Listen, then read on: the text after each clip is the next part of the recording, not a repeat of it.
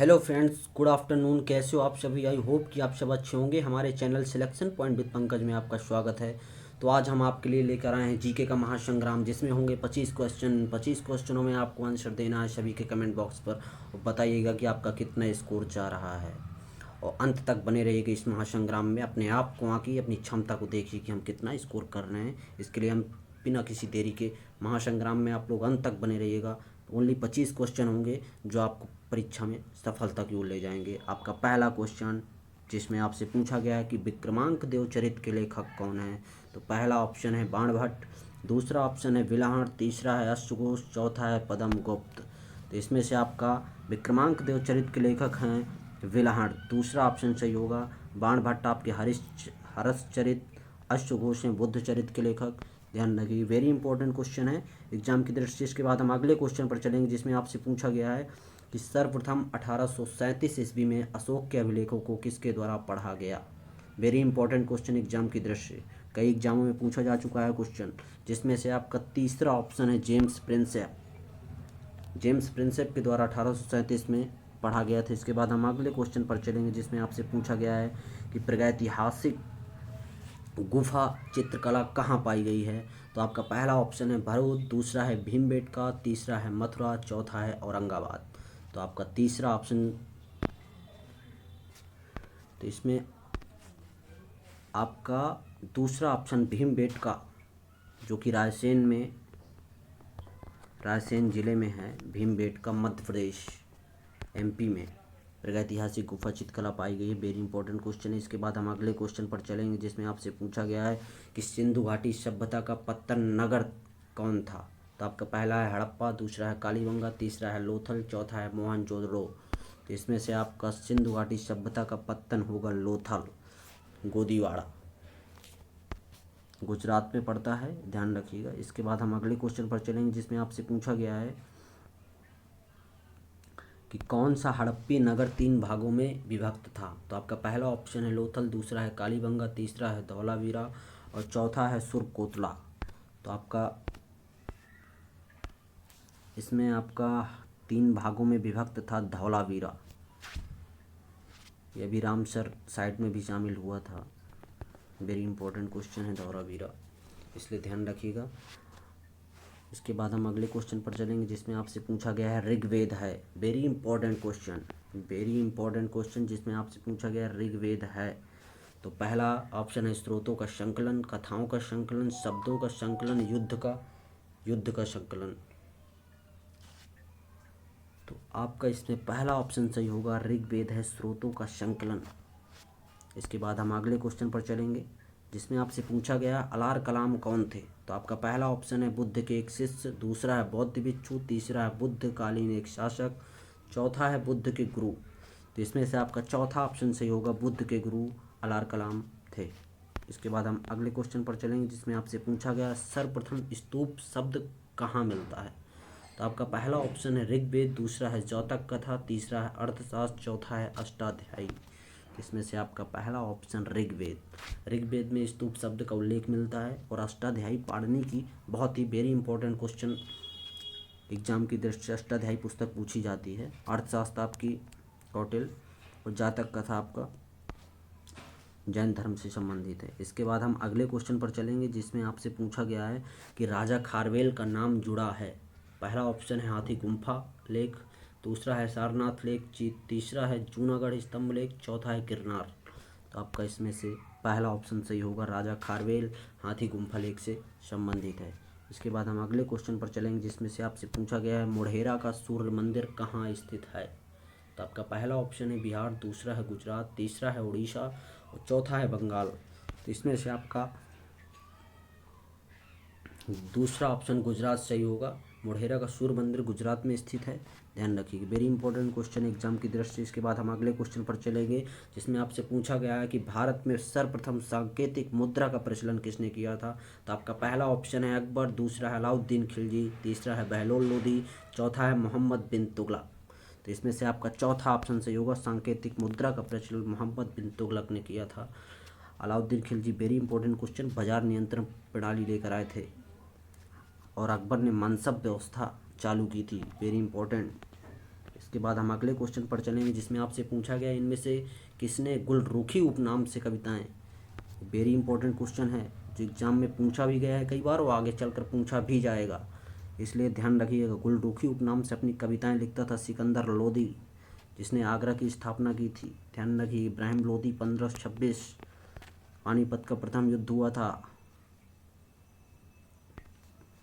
इसके बाद हम अगले क्वेश्चन पर चलेंगे जिसमें आपसे पूछा गया है द्वार समुद्र किस राजवंश की राजधानी है। तो आपका पहला ऑप्शन है होयसल, दूसरा है कदम, तीसरा है काकती, चौथा है गंग।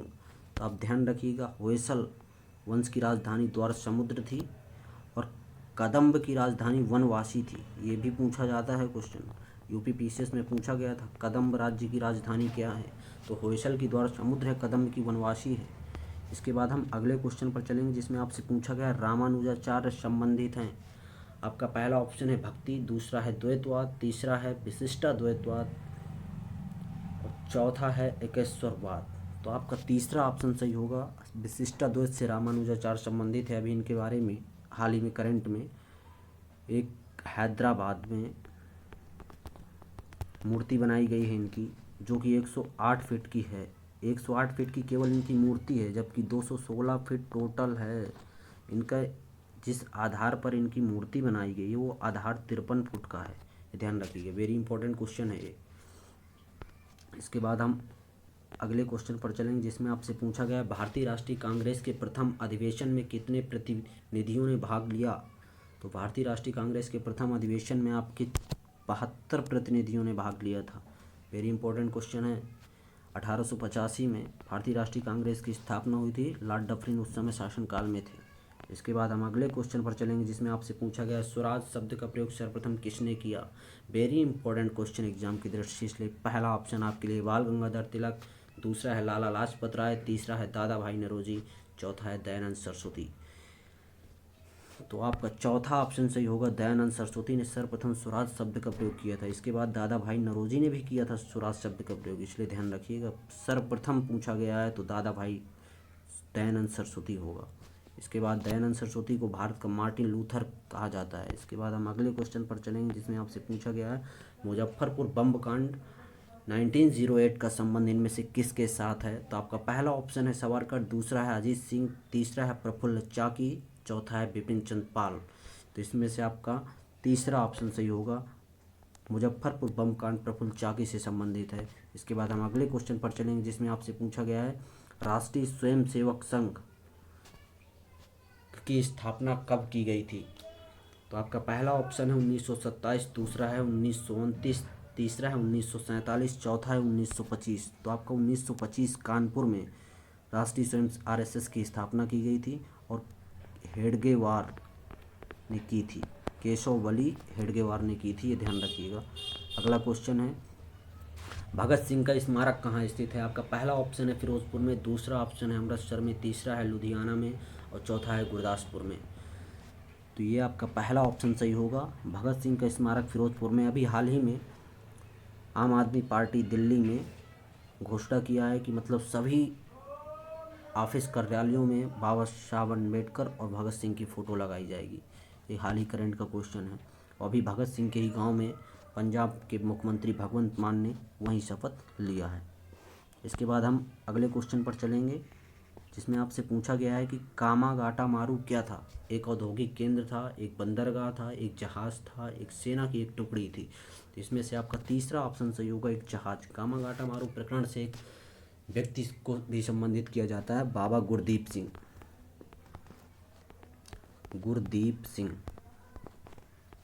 गुरदीप सिंह जो कि कामागाटामारू प्रकरण से संबंधित व्यक्ति थे।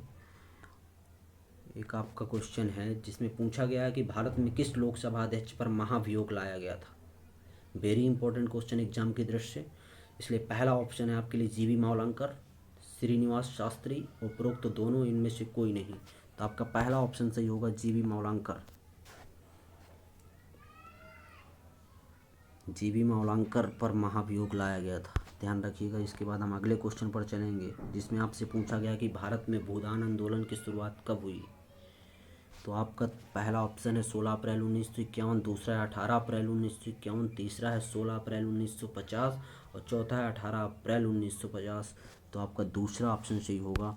18 अप्रैल 1951 को भूदान आंदोलन की शुरुआत हुई थी, आचार्य विनोबा भावे ने किया था, आंध्र प्रदेश। शून्यकाल संसदीय व्यवस्था किस देश की देन है? तो आपका पहला ऑप्शन है भारत, दूसरा है अमेरिका, तीसरा है ब्रिटेन, चौथा है दक्षिण अफ्रीका। इसलिए आपका पहला ऑप्शन सही होगा, भारत ने शून्यकाल संसदीय व्यवस्था की देन है। लोकसभा में शून्यकाल का समय 1 घंटे होता है, ध्यान रखिएगा। ये भी क्वेश्चन वेरी इंपॉर्टेंट है। इसके बाद हम अगले क्वेश्चन पर चलेंगे, जिसमें आपसे पूछा गया है कि राज्यपाल अध्यादेश जारी कर सकता है किस आर्टिकल के तहत? तो आपका आर्टिकल 123 123 है, आर्टिकल 213, आर्टिकल 145, आर्टिकल 155। तो इसमें आपका राज्यपाल अध्यादेश जारी कर सकता है, नंबर 2 ऑप्शन होगा 213 के तहत, और राष्ट्रपति आपका 123 के तहत अध्यादेश जारी कर सकता है। इसके बाद हम अगले क्वेश्चन पर चलेंगे, जिसमें आपसे पूछा गया कि भारत के किस राज्य में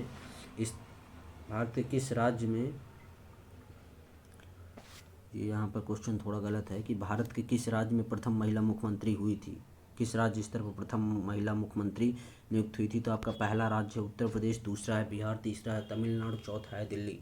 तो इसमें से आपका पहला ऑप्शन सही होगा, उत्तर प्रदेश में प्रथम महिला मुख्यमंत्री हुई थी भारत की, और राज्यपाल भी भारत में ही हुई थी, सरोजनी नायडू, भारत की प्रथम महिला राज्यपाल, उत्तर प्रदेश में ही मुख्यमंत्री। Very important question. इसके बाद हम अगले क्वेश्चन पर चलेंगे, जिसमें आपसे पूछा गया है, लास्ट क्वेश्चन है आपके लिए, आरबीआई की स्थापना कब हुई थी? तो मार्च 1935, अप्रैल 1935, अप्रैल 1955, मार्च 1955। तो इसमें से आपका 1 अप्रैल 1935 को आरबीआई की स्थापना हुई थी। वेरी इंपॉर्टेंट क्वेश्चन है, यंग हिल्टन समिति की सिफारिश पर, ध्यान रखिएगा। इसके बाद यहाँ से अब समाप्ति की ओर है। ओनली 25 क्वेश्चन आपको कैसे लगे? अगर आपको अच्छा लगा कंटेंट हमारा तो कमेंट बॉक्स पर राय दीजिएगा, और अगर आप कोई क्वालिटी आपको किसी चीज़ पर भी वीडियो चाहिए तो आप कमेंट बॉक्स पर बता सकते हैं, हम आपके लिए उपस्थित रहेंगे और प्रयास करते रहेंगे कि आप अच्छा से अच्छा कंटेंट उपलब्ध कराने की कोशिश जारी रहेगी। और जीके के इस महासंग्राम में अपने आप को आजमाओ और देखो कि कितना क्या कर सकते हैं हम लोग। बने रहिएगा, अगले वीडियो मिलते हैं। अगर आपने चैनल को सब्सक्राइब ना किया हो तो सब्सक्राइब और शेयर करिए, ताकि हमारी वीडियो आपको सबसे पहले मिलती रहे। चलिए, धन्यवाद। जय हिंद, जय भारत।